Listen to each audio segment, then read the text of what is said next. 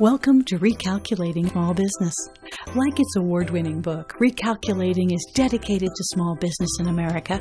Your hosts are Don Mazzella and Dan Perkins. Don Mazzella is the editor-in-chief of the Small Business Digest.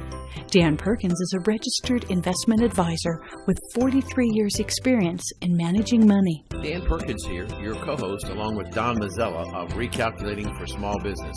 Our radio program is dedicated to you, helping the small business owners increase their profits. We draw our name from Recalculating, voted the best small business book of 2017 by the Independent Press. In this book, it features ways to grow your small business. Now, here's Don Mazzella. Dan, our next guest is Jennifer Fortney. She's written a book about why public relations is so important to small businesses, and we couldn't agree with more. Jennifer, welcome to the program. Hi, thanks for having me on. Okay. Jennifer, tell us a little bit about your background, a little bit about your book, and the website where people can find you and your book. Sounds good. So I came to journalism not as a route of study in college. I actually was on scholarship for singing, and I literally ran into a journalism professor on campus one day, and he thought, hey, you've got a great voice. Maybe you should be in broadcast. So I started taking a class on learning about news and found that I wasn't really a hard news person. You know, some of those stories I would go out and cover and shadow reporters. I thought, this is just heartbreaking. How can you do this? And my professor said, you know, you're really great at news. You should look at public relations. So there was a public relations type degree program in the School of Journalism at the University of Kansas called Business Communications. And I have to say I still use quite a bit of it today, which is crazy because the media industry has changed so much, but a lot of the foundational things have not changed, which is always good. And I went to go work in broadcast. I wrote broadcast news and worked in radio as a director of promotions and marketing, and then sports marketing, and ended up in Chicago working in a corporate PR agency. So corporate clients like Kraft. I worked on the Got Milk campaign, things like that. And moved to another smaller agency where we still had larger clients, but I got a chance to work with small businesses, and this is kind of where the bug bit me. It was really great to have an entrepreneur or small business as a client, and we could actually see the impact that public relations and generating positive news stories for their businesses could have, where you don't necessarily see that with a larger corporate client. You don't know if what's generating the sales is an on-shelf promotion or a point-of-sale coupon or your PR. So with smaller businesses, we could really, really see the impact, and that was very cool for me. And in about 2001, I opened my agency, Cascade Communications, here in Chicago. And I really focused at the time heavily in food and beverage and a lot of restaurants, and then I started meeting all of these very cool small businesses and startups that had great stories to tell. And I have been doing that since 2001, and I love, as a journalist, telling those stories that nobody else is telling, which is a lot of fun. And over the years, many people would come to me and say, what is PR? I don't understand it. Or I worked with somebody and they just did social media and they said that they were a PR person. So there was so many mixed messages out there about what public relations really is and how it works that I decided to teach a class on it at SCORE, which I highly recommend. Small businesses, hit your SBA, hit your SCORE offices, lots of great resources there. And I taught that class for 5 years, and then I turned it into a book, which is called Pitched, A Simple DIY Guide to Public Relations for Small Business, and it's now available on Amazon. Say it slowly for our audience. Sure. The title of the book is Pitched, A Simple DIY Guide to Public Relations for Small Businesses. and it's available on Amazon right now. And your website, if people want to reach you or your book, etc. Well, they can search Cascade Communications PR, and they can find me. The website address is cascadecoms.com. Comms being short for communications would be COM as in Mary, M as in Mary, S as in Sam.com. Okay, now, and of course, Cascade like a flow of cascade or a cascade of success on you. Well, Dan and I have been in this field for a long time, and this program and other programs we're involved in, we see many pitches from many different people, and I'm always surprised by how well, first of all, incomplete they are, and two, how lacking they are in real storytelling. Can you give us an idea of some of the things a small business should recognize beforehand, before getting into the business? Not getting into the business, but deciding to do public relations? Sure, absolutely. I actually have a blog that I have not touched in years for small business called smallbusinessexperts.com. If you still want to go, it's got great content on it, but I haven't touched it in years.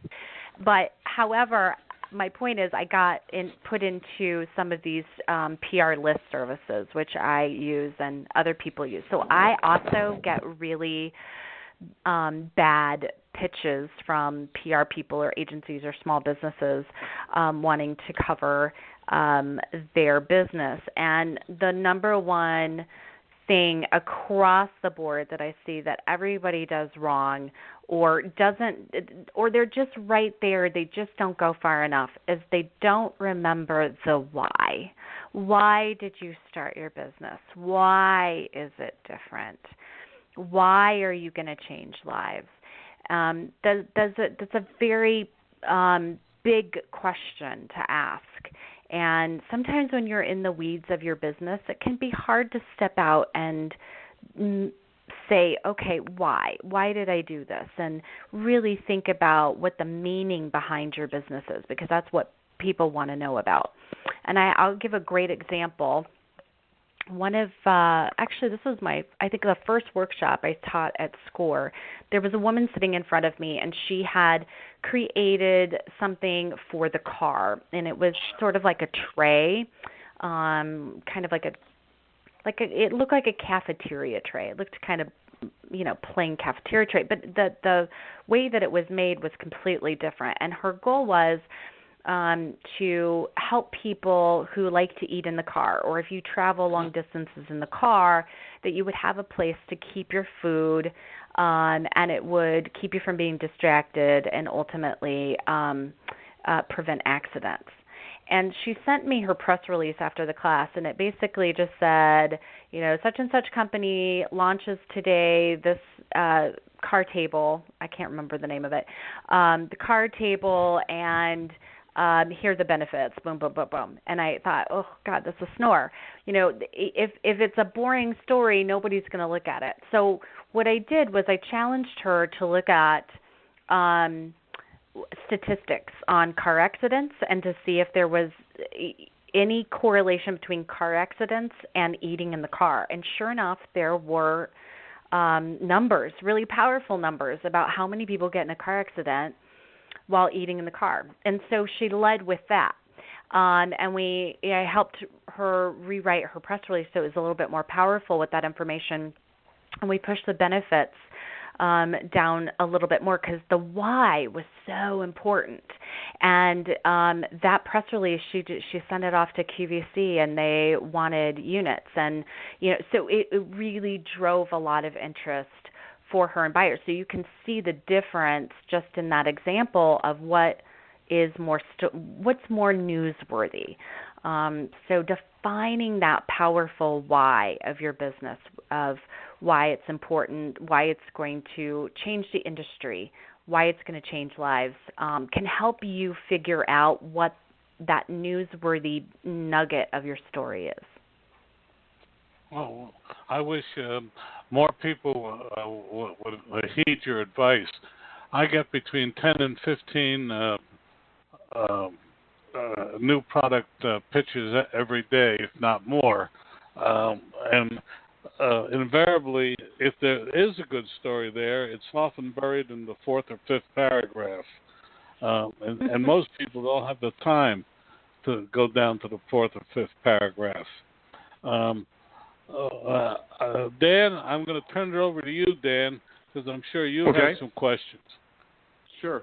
Jennifer, thank you for joining us today. I'm curious about, as a professional, how do you feel about, I always hate to use that word feel because it's a crazy word to use. What do you think about the idea of flat rate PR services where you can buy unlimited services, unlimited exposures for $300 a year? I think it's a very interesting model that I have not been able to figure out how they actually work, and I would assume there's an automation process there, and like most public relations, there's no guarantee, right? I mean, an act of God, or something takes over the news cycle, or maybe it's just bad timing. Maybe a reporter files it away and says, "Oh, I'll contact them in 3 months," but doesn't bother to let you know. So we know that there are already a number of reasons why there are no guarantees. But I can tell you, if you have a great story, it'll always generate something. I think my concern is that over the years, I mean, I've been doing this a long time. When I first started, we used fax machines. We had, and not everybody had email, believe it or not. So I think when you start blasting or spamming or utilizing the technology that we have today, or software that we have today, to be able to just blast out, because I would imagine they're basically saying, yeah, we'll just blast it out and blast it out and blast it out for you, which is very little of their time for $300. I mean, it's got to be automated. But what kind of return does that get?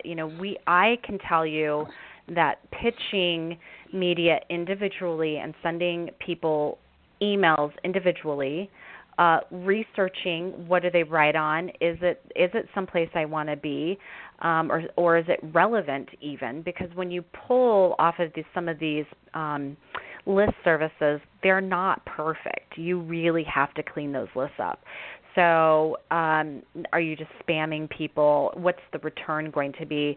When you can do it one-on-one and customize that and maybe target it a little bit better with the story, your return is always better. I don't believe in automating at all. So the message is important, but I'm wondering whether or not it's a good idea to think in terms of, there are people that come up with ideas and they pitch it to XYZ, and you say to them, well, you need to do this for 90 days. And the customer or the prospect says, well, I really don't want to try it for 30 days because I don't want to make a commitment for 90 days. And yet, if you believe in your process, 90 days may be much more effective if you have multiple messages going out to the customer or the prospect. But expecting one message to produce results is probably foolish, or not. Yeah, I would definitely agree with that. And when you're dealing with media, everybody has a different angle. Nobody wants to do the same story, right? I mean, I can tell you, I can lead with sort of an overall interesting why driven pitch to media, and we'll still come up with something custom for them at the end of the day. So, or maybe they are working on something relevant and it sparks a different idea for them. So it's a really collaborative process that when you remove the human aspect out of it, that collaboration goes away. And I would be very curious to see what this company's results are. I would caution people to remember sometimes you do get what you pay for. Okay. So let me go for a little deeper into this issue. Sure. If I've got a new product or service, or in the case of you've got this book, then you've got something that's unique, timely, something you can promote. But should a guy who runs a local hardware store or a paint store or auto body shop, should he be doing PR? You know, there's so many opportunities out there. I think we get so stuck in thinking that PR is just a feature story or a profile on a business, which, you know, if you are a local auto mechanic, you're probably not going to get a feature in your business unless you've, you know, quadrupled your business somehow in a year, and that's very interesting. What I would say is there's great opportunity for expert positioning for businesses like that they can go to their local media or TV and say, look, I've got, let's say the paint store, I've got the hottest paint colors coming for 2018, and I'd love to show you how to use them. Or if I'm an auto mechanic, I might say, I've got 10, you know, tips to weatherize your car, and the reasons why you really need to weatherize your car. You can't wait for it, right? And the safety aspects of that.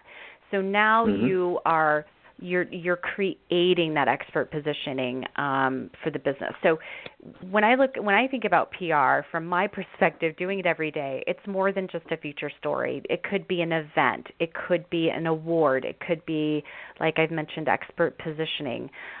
There's so many opportunities to get PR for your business.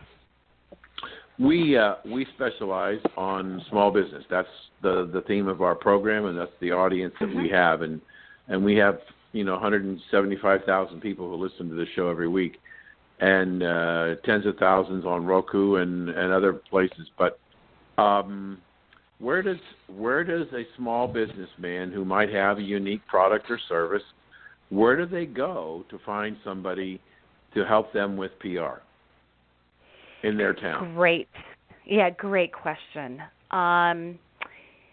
I would first do a search online. If you're not in a large city that probably has a lot more people. I mean, I'm in Chicago, so I can tell you that, you know, you could probably find a PR person on every block around here. But if you're in my hometown of Wichita, Kansas, you know, it may be considerably less, but still a good number of people. So I would do an online search to find anybody who is near you or around in your area. Maybe think about your metro area, because when you're thinking about media, you want to hit the media within that metro area, right, that you and your business sit in. And then I would contact them. I would go through their website, look at their work, you know, see how you feel about them. What does their website tell you about them? Do you feel comfortable?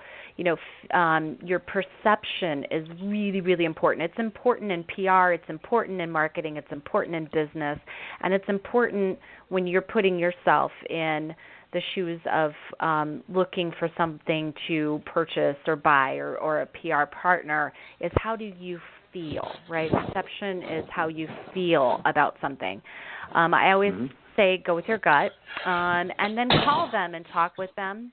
And don't be afraid to ask for references, people who can speak on how to work with them, what it's like to work with them, were they happy with the work, and the results of that work, and compared to the price.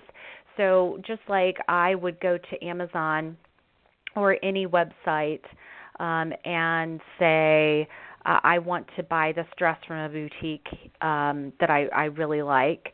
I'm going to look at that dress and I'm going to evaluate the value and how do I feel the value connects with that dress. And that is the purchase process that everybody goes through, whether you're looking for a PR person or you're looking for a brand new dress.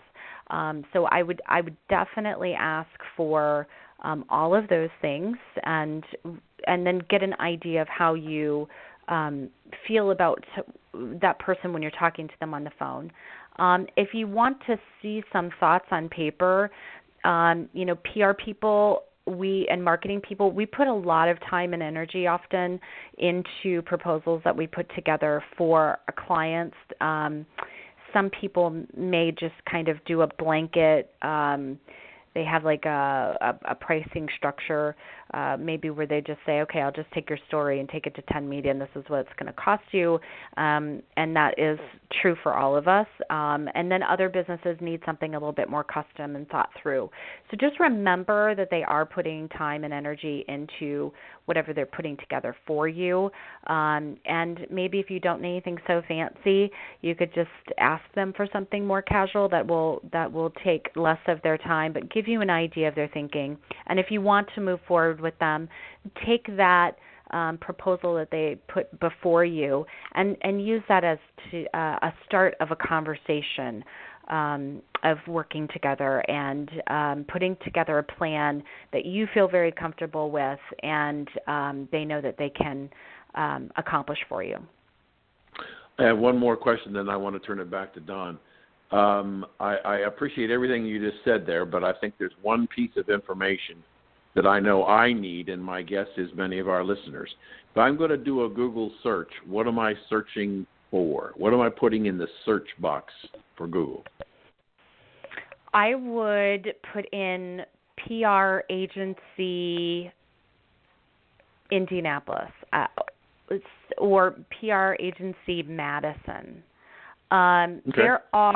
Don't let the word agency or firm scare you off, because a lot of independents, including myself, I'm a virtual firm, we use that term because it's standard, but that doesn't mean that it's going to be a 20 or 100 person office that's going to cost you tens and tens of thousands of dollars. So don't let that scare you off. But that's really your best bet to find to search. And the other thing is, and I'm sorry, Donna, just on the way she answered the question stimulated another question. What do you think about using the gig economy for PR? I would be cautious about the websites you go to. Again, you will get what you pay for. There are some websites out there that really focus on professional services. People who are, obviously they're very good at what they do. They're going to be a little bit more expensive, but they're going to be more efficient and more productive for you. And I think that that's a big difference. If you can't afford somebody who's going to, be medium range, and you're looking at hiring an intern or somebody who says they'll do it for $5 an hour, which is not even minimum wage, it's kind of crazy, then I would take the time to figure it out or learn how to do it for yourself, because that's part of the reason why I wrote this book. Was it's a step-by-step process. When you're done with this book, you'll have everything that you need to go out and pitch your business to media, and it saves you time. Super. When we finish the interview, I just want to ask you one other question, so I'll give it back to Don. We're talking with Jennifer Fortney. Jennifer, your website again and the name of your book? My book is Pitched, a simple DIY guide to public relations for small business. It's available on Amazon and Kindle now.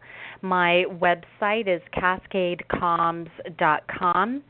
That is Cascade, CASCADECOM as in Mary, M as in Mary, S as in Sam.com. Do you ever think of going back to Wichita? It's going home is always a thought in the back of your mind. I love Chicago. I love the energy of it. But it's interesting. Recently, I have been doing or getting calls from or referred to businesses in Wichita. I've done some work for friends there, and then they refer me to other people, and so I can see that there's definitely a need there. Unfortunately, I will say that going back to the idea of perception, a lot of people, I think, my business does well because I'm in Chicago, and the perception of that tends to be, unfortunately, better. But yeah, good people, good salt of the earth people there. Going home is always it's always a romantic idea. Well, the reason I asked the question is small businesses tend to seek out services that are closer to home and not reach out. And in the area of public relations, here in New Jersey, Boonton has become a kind of a center for PR firms in New Jersey, little boutique firms, and they seem to have thrived on the local message. My real question is it possible for a smaller company to get better services from a smaller, more local agency rather than a national one? Well, let's break that down because that there are a number of things in that question. So, obviously, when we talk about in the industry, when we talk about a national agency, we're usually thinking about a large agency as a national agency. Today with technology, I can say, I'm virtual sole proprietor, but I have contractors and team members and partners that help me, provide services that are affordable to clients. But I would say over the years, the majority of my clients are across the country, not just in Chicago. So then we're national as well in that scope. I can tell you that research and really ask good questions of the people you work with or you're looking at working with. Not every PR agency or PR person is made equally. There is a reason why a number of my friends in my hometown have reached out to me for help after working with local agencies that they weren't as happy with. So do your research. If you feel more comfortable with somebody who can meet for coffee, walk in your store, then I would look for the best choice locally. If you're not as concerned about that and you're perfectly happy talking over Skype video calls and that's enough for you to feel connected with the person who you're working with, then branch out and just really find the right person for you. Jennifer, it's been wonderful talking with you. I think we could talk another half hour. Dan, you had one more question you wanted to ask? Yeah, I was just thinking in terms of so you're a virtual office as opposed to a brick and mortar store. Right. Yeah. Okay. I work with small businesses and startups, and they can't. It's easier for me. I've got great partners, and we keep a cost low. My clients don't necessarily can't afford all the overhead that comes with a proper office, and my staff and the people I work with are senior and seasoned veterans and professionals, which would cost you a lot more if they were on a proper agency level. Yeah. Good. Thank you. Don, back to you. We've been talking with Jennifer Fortney. A link to her website will be on www.recalculating.biz tonight. You can hear this program and every other program on our website. Jennifer, thank you so much for being with us today. Thank you for having me. This is a lot of fun. Nice to meet you all. Have a great day. Want to know more about health savings accounts for your company or yourself? Go to 2hsa.com and get a free employer's primer. Health savings accounts are a cost-effective way of offering health care benefits to your employees and yourself.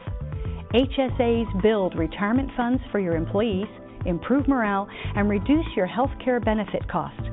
For a free employer guide to HSAs, go to 2hsa.com. That's 2hsa.com. Marcus Lemonis, J.D. Powers, and John Scully, and 100 other presidents and experts contributed to Recalculating the book. Why did all these people agree to contribute to the book? I'm Don Mazzella, and I'm the editorial director of Small Business Digest. And for 20 years, we have been offering small business leaders information and data to increase profits. Recalculating the book was named the best small business book by the Independent Press Association.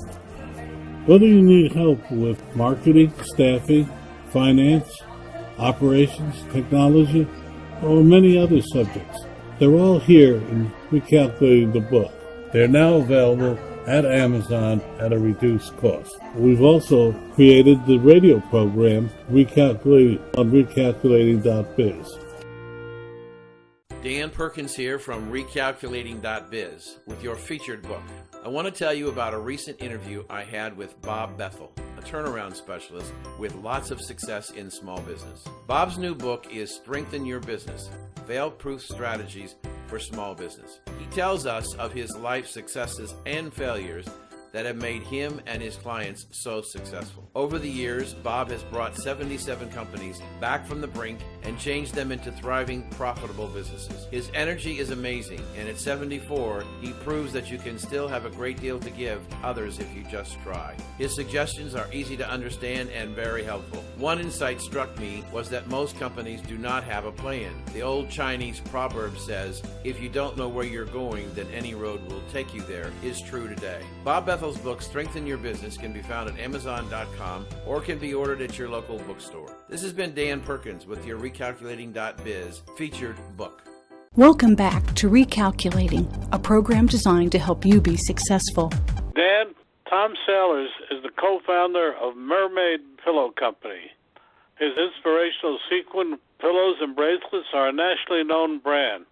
We asked him to be on the program today to tell us about how he came to be the co-founder of Mermaid Pillow Company and what are the reasons for its success. Tom, welcome to the program. Hi, Don. Thank you so much. Happy to be here. Okay. First, tell us a little bit, Tom, about yourself and your company, the Mermaid Pillow Company, and a website before we do anything else. Yeah, Don. I'll get the name and the website out of the name. My name is Tom Sailors. I'm co-founder of Mermaid Pillow Company. The website is mermaidpillowco.com. I've been in e-commerce for over 10 years. We've, I guess, been entrepreneurs for longer than that. But we started Mermaid Pillow about a year and a half ago, and Mermaid Pillow designs and creates mermaid pillows, blankets, and bracelets for kids that, like you said, are inspirational. They're fun, they're calming. Kids are drawn to them initially because of the illustrations on the front. Each pillow features, things kids like: a mermaid, a dinosaur, a unicorn, and the back, as you touched on, Don, is covered in these reversible sequins that kids draw on. So we started about a year and a half ago. Do you create your pillows here in the country or outside? We design the pillows here in Omaha, where we're located, and we manufacture them overseas. Now, that would be the pillow cover. The pillow insert is manufactured here in the United States. Now, what do you mean by inspirational pillows? Yeah, for instance, we have a pillow on our site. It's one of the more popular ones. It's called the Confidence Pillow, and that came from my wife. It was something my wife and daughter say each time before bedtime. It kind of goes over, I'm nice, I'm funny, I'm kind, I'm strong, I'm good enough, and it kind of goes down the line. So inspirational in that way, inspirational the way that we're looking to help build confidence among kids and help kids feel good about who they are. Well, are your pillows designed to be slept on as part of a sofa? Where do they go? Yeah, not really. These are just, they're nice decorative pillows for, say, a kid's room or nursery or something like that. But typically you'll find them just, on a kid's lap. The kids just love to play with these reversible sequins on the back. Again, they can draw on these. If you've seen them, Don, you can draw on the back of these with your fingers. So they've existed for a couple of years. We kind of put the spin on these reversible sequins by putting these kid-themed covers on the pillow. Dan, I'm going to turn it over to you. All right, sure you fine. Have some questions. Sure. Tom, welcome to the show, and thank you for being with us today. Thank you, Dan. Glad to be here. I'm fascinated with your pillows because it sounds like, from what you're telling me and just our brief encounter here so far, that your pillows are inspirational and perhaps maybe to some degree, or maybe not, you tell me, inspirational for individuals. You bet. So if you're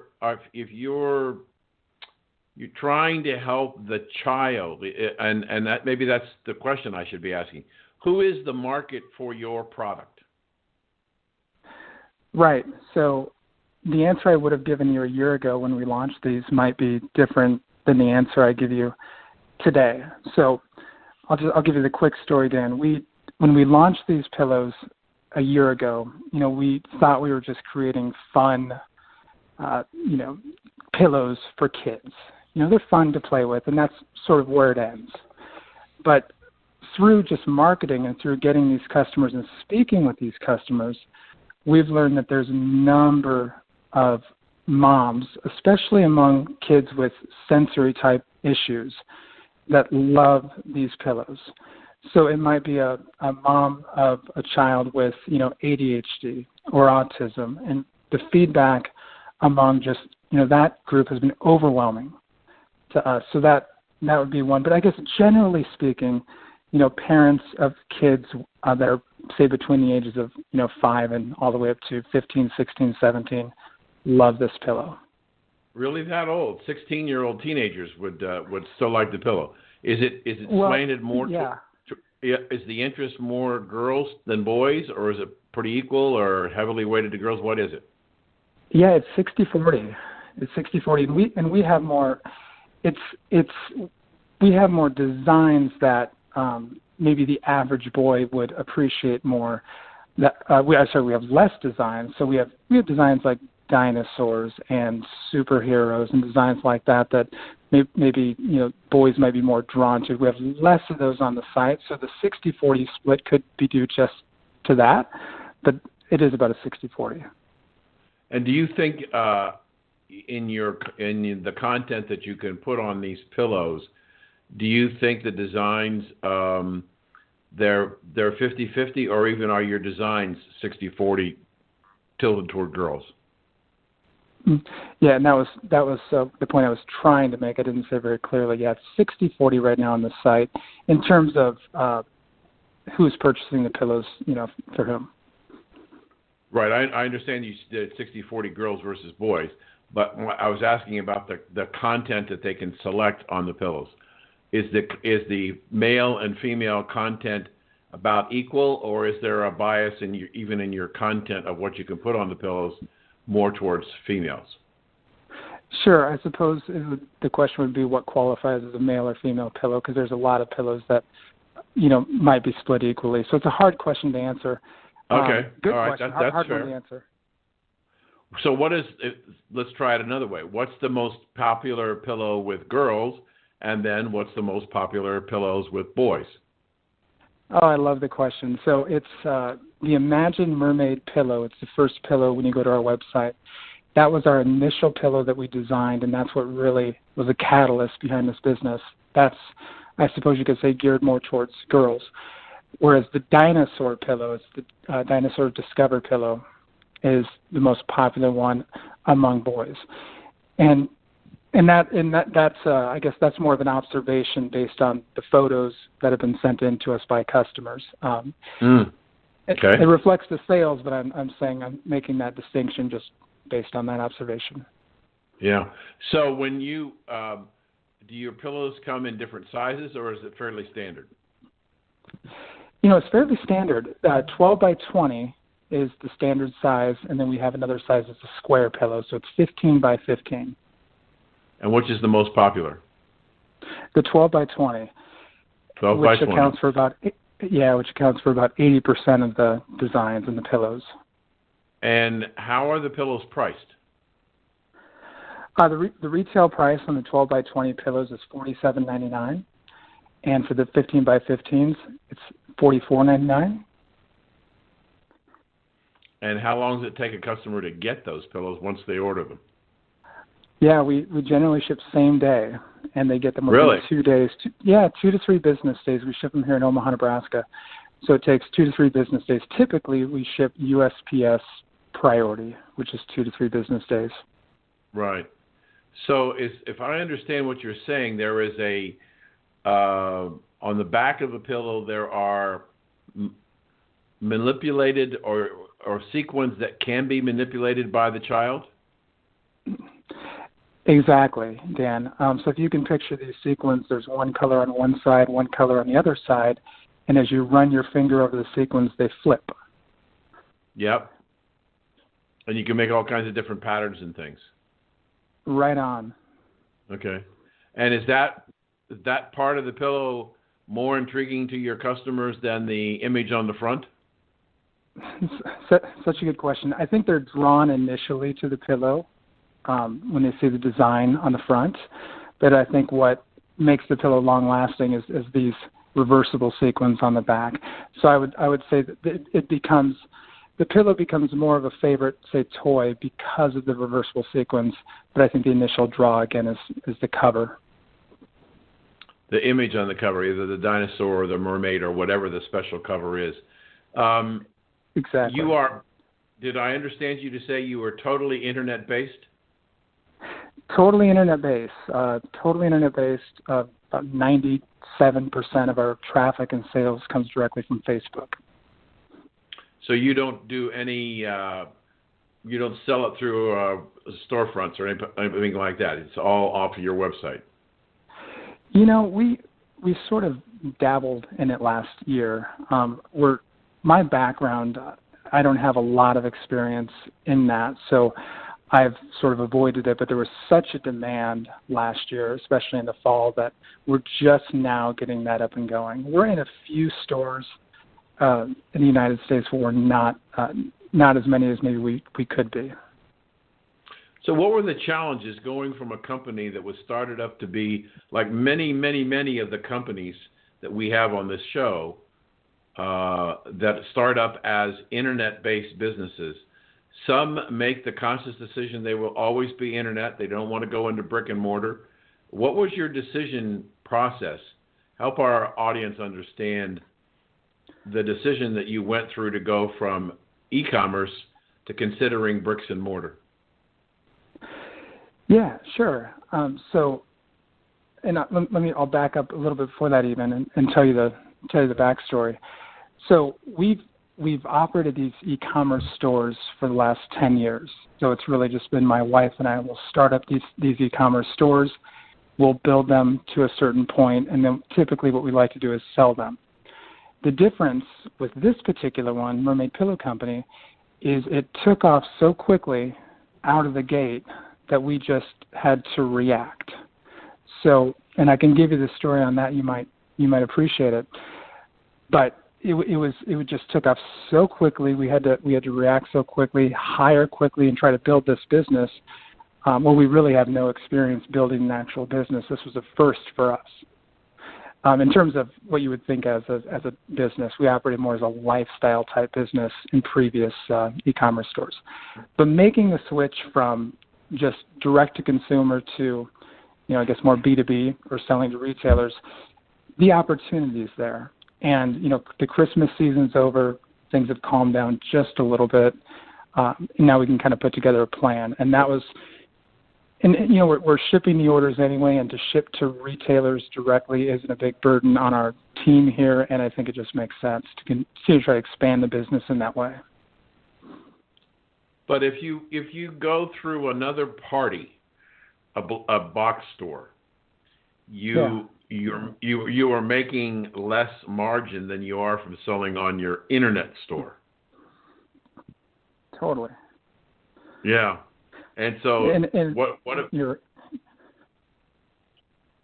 do you see the chance that you're going to get more volume to justify the lower price point for the sale of your product by going to the big box stores? Yeah, and that would be about the extent of it. Again, my experience isn't. I can run the numbers and totally to your point, get that it's a lower margin and we're trying to make up because of the higher volume. So I haven't made any type of conclusion on whether this is good or bad for us. I'm sort of observing at this point. We're in a few stores. We're going to get in a few more, and I'll take it from there. Are you the stores that you're in are in the proximity to your company in Omaha, or are you other parts of the country? Other parts of the world even, yeah. And stores across the country, and then Australia, Canada is a big one for us, and the UK.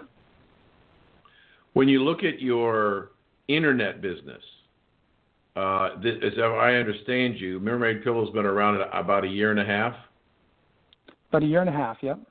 Yeah. So what are you on a calendar fiscal year or something different? Something different. Okay.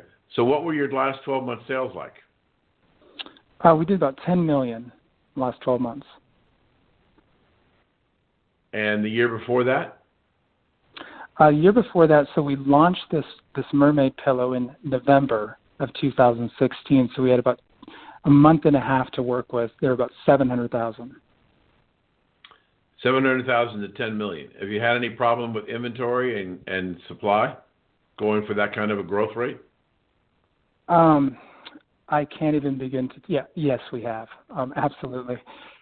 It was, but the good news is things shot up so quickly in 2016 that our manufacturers at that point were sort of accustomed to our pace. So at that point, it was just a matter of figuring out how to kind of keep that rolling, And so how is your supply chain? Are you able to get the material? I think you said the cover is made out of country, but the pillow is made inside the United States? Yeah, exactly. So we've been able to keep up, but it wouldn't be at the most. I don't know if I'd recommend our strategy if you have another one, which is these covers that we produce overseas. We have them shipped over by DHL the moment they're done, which takes about 3 days or 4 days from where it's at to here in Omaha. That's super expensive, so we pay for it in that sense. So if we were able to, we're selling through it so quickly, or rather we were selling through it so quickly, we didn't have an option. But there's better ways to ship the product, and get it over here. Sure. Yeah, we were able to keep up and by taking, approaches like that. Yeah, I'm very familiar with shipping from overseas and DHL and delivery times. Foundation I have get some stuff overseas. So, how many? If you're looking at your supply chain, how many different designs do your manufacturers have to make for you? And do you have inventory on everything, or you have to get it custom made? Fun question to answer. So we have about 60 SKUs. It's split almost equally among pillows, and then there's a matching blanket that goes with the pillows, and then a matching bracelet. Yeah, so these sets of 3 were the kind of the hot item over the holiday season. Mm-hmm. Yeah, so it's we carry it all in-house. We ship it all here from Omaha, Nebraska. In fact, we ship every order in the fall through Christmas here from Omaha with a team of about 20, 25. So, and what was the last part of your question, Dan? Because it was a good one. Well, I was just curious about whether you have a chance to build inventory, or is the variety of things that you have to the customer can buy makes it somewhat impractical to have a large inventory of supply on hand. Gotcha. No, we have enough inventory. We try to keep enough inventory to get us 3 months out. It never seems to work out that way. We're always running behind, but we keep we store everything in house, and we have everything that's on our website. We have here right now, ready to ship. Typically, this is interesting, or something your listeners might find interesting. When we launch a new pillow design, we typically launch it in a kind of a pre-order status. So we'll take orders. We'll say, hey, so right now I'm looking at one of our pillows. It's Puppy's Play Pillow. When we launched that design, we didn't go overseas and say, hey, send us 1,000 Puppy Play covers. Instead, we put this cover up on our website, just a sample, and we pre-sold and said, hey, this will ship in three weeks or 4 weeks or whatever it was at the time. We take those pre-orders and then use that to then fund, the purchase that we need to make from our manufacturer to then ship us the covers. So that's kind of the way we've operated. And that's the way we've tested new designs too, to make sure that they work. Do you think what you have, and we're almost out of time, but because I want to get it back to Don in a minute, but let me ask a couple more quick questions. Do you think this is a fad, or is this touched the hearts and souls of little girls and little boys like nothing else out there? Both, but I think it's up to us. So I think if we continue just doing what we're doing, I think eventually sales will go the other direction. But I think if we continue to get creative in the way we market these and who we partner with and that sort of thing. Let me give you a quick example, Dan. How much time do we have? Go ahead. You just finish. We'll keep you apprised. You go ahead. Cool. So right now we're working with nonprofit organizations. We have about a half dozen that we're working with in designing a pillow specifically for that organization. So I'll take Ronald McDonald, for instance. We partner with the Ronald McDonald House here in Omaha to create a custom Ronald McDonald pillow for them.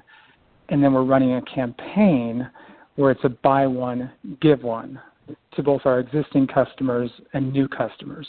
So it's sort of a new approach to marketing and partnering with them that I think makes a lot of sense, and that's sort of the avenue we're going to right now. So, yeah, to answer your questions, I think eventually if we just relied on what we've always done, the business wouldn't grow forever, but I think we're creative enough to continue to build it.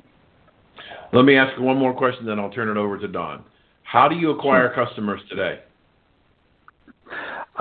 It's 96, 97% through Facebook. We run Facebook ads and primarily Facebook video ads. Okay. Don, back to you. Oh, you did a good job, Dan. I wanted to go, Tom, in a little different direction. Who's your co-founder? That'd be my wife, Tracy. Well, that's what I figured, but it's interesting. How long have you been? You also indicated that you've done this before, started an e-commerce business, and then sold it. Can you tell some of those businesses and who you sold it to? Oh, I'd love to. Yeah. So the first one, and we've always been on the Shopify platform. In fact, our very first store was one of the first on Shopify. We sold baby hats, and that's what got us in e-commerce. So at the time, we were running sort of a more traditional web design agency, and we specialized at that time in what was called Macromedia Flash. It became Adobe Flash. It was a technology. That started to go away, and we started this baby hat site, selling baby hats online for no other reason than we had to. We had to find something to do. So it started there. We ended up building that up over the course of 2 years and selling it to just an individual out in Florida.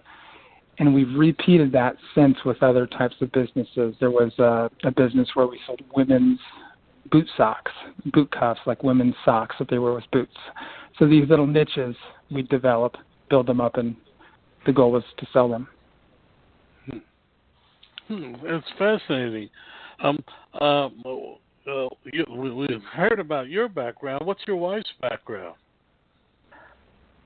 She does, believe it or not, all of the design and then all of the programming, which is not that common, so she can do both very, very well. So the website that you see when you go out there, she's done all the design, all the pillow design she's done, and then all of the code or all the programming on the back end she's done, in addition to just helping, working together and building this business. She does much more than that, but that's what she does day to day. It sounds like you have a great husband and wife working team together. Yeah, if you ask me, if you ask her, she might have a different opinion. No, I'm just kidding. No, she's we're a great team.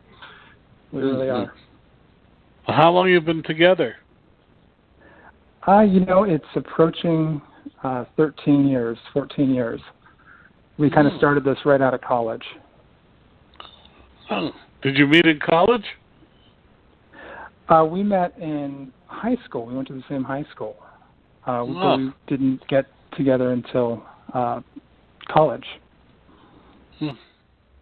That's really interesting. Tom, your website again for people and how they can reach you? Yeah, thanks, Don. It's mermaidpillowco.com. Mermaidpillowco.com. Okay, can you spell it out for our audience? Absolutely. Yeah, Mermaid, MERMAID, Pillow, PILLOW, CO, as in company, CO.com.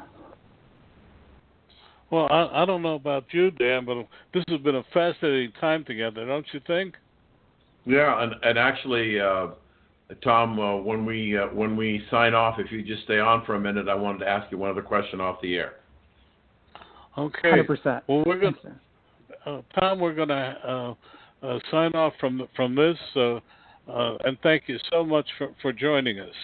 And that. Thank okay. You. Thank you, Don. I appreciate it. Dan, before we go any further, I want our audience to know about your new runaway hit book on Alzheimer's disease and how it affects teenagers. Please tell us about it. Yeah, Don, thank you. The book is called Why Can't Grammy Remember Me?